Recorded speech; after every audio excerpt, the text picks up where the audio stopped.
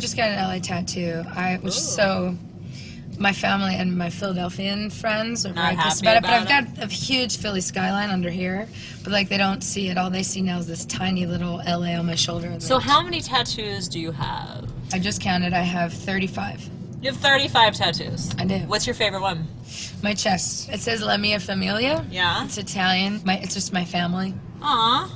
Yeah. Just right on the boobs. Yeah, I mean, I think chest tattoos are pretty dope. Wow. How do your family feel about it? They hate it.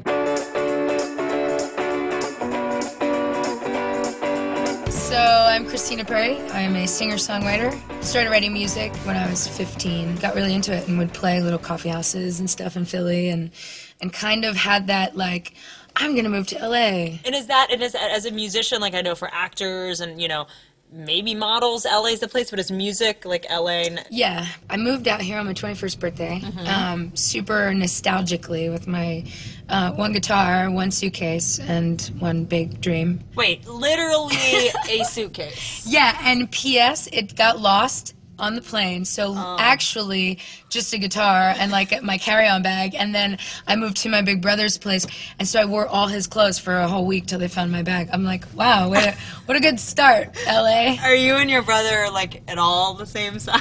Kind of. I mean, sort of, but I definitely looked like a dude for a week.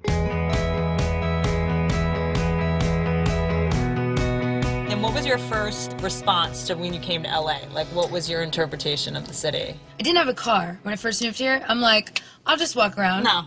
Yeah. In LA, you have to have a car. Yeah. So I figured that out really fast. But then I got a restaurant job. I ended up meeting people because that's how I was a waitress. That was my big. I figured out I'm a master waitress. If you do something, I read for like more than 1,500 hours or 15,000 hours or something crazy. You're like a master. You're an expert at it. I'm an expert waitress. Do you feel like being a waitress has inspired you as a musician? Not at all.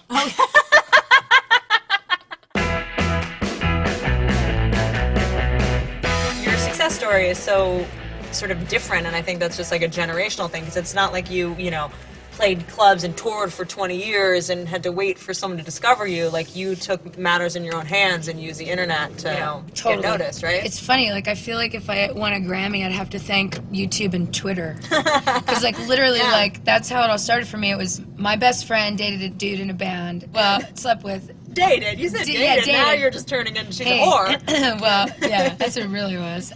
He ended up following her on Twitter. Dude was the intern for my management company. So my management company asked this dude to find somebody on the internet that they should know, like some artist. He saw her tweet, and she tweeted a video of me, and then that's how it happened. I would definitely say that that's like the new, like, driving around in a van playing bar after bar after bar. Like street performer.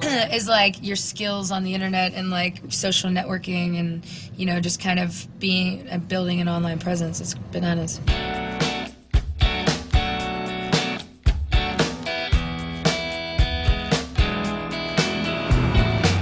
Okay, so basically your friend's boyfriend tweeted, and how would you have and was this a video that you made yourself? Oh yeah, this is a video that me and best friend, did where I'm like in the corner of the room playing a song and she's dancing. It was just like literally just for us. But I've had an online presence. Like, I would post in my bedroom just like playing guitar or piano or something for really no reason other than just for myself. Like, I'm just kind of like almost like a video blog. So you got signed? They just called you and have a meeting? Well, they saw the video and they called me. They're like, hey, who are you? What's your deal? And I was like, hey, I do nothing. I'm a waitress. So they were like, come and meet us. And we just totally clicked. They put me with an unknown producer just in the studio, like making an EP. So that's what I was doing in February, March and April and May. And then June, same best friend with the Twitter and the dude. She grew up with the choreo from the show So I Think You Can Dance. She gets this email that says, hey, do you have like a cool song for like my dance I'm doing this season? I need something really heartfelt.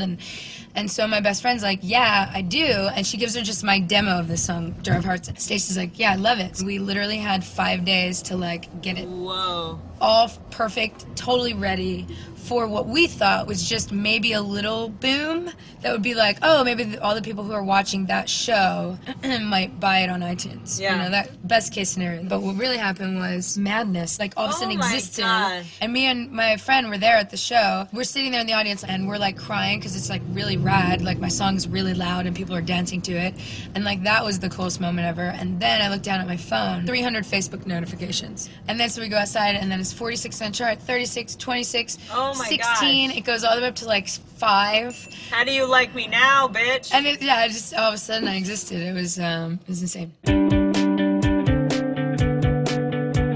Okay, so super dorky. I'm really into the Twilight soundtrack. Oh my god! I remember seeing the movie because I'm obsessed with the movie. Are and, you? Yeah. Oh my god, I love you. Oh, I'm obsessed with. I'm a Twihard. I'm completely obsessed. stop. I I saw the wanna see movie on a plane. I had never read any of the books, and I watched it once. Watched it 4 more times in a row.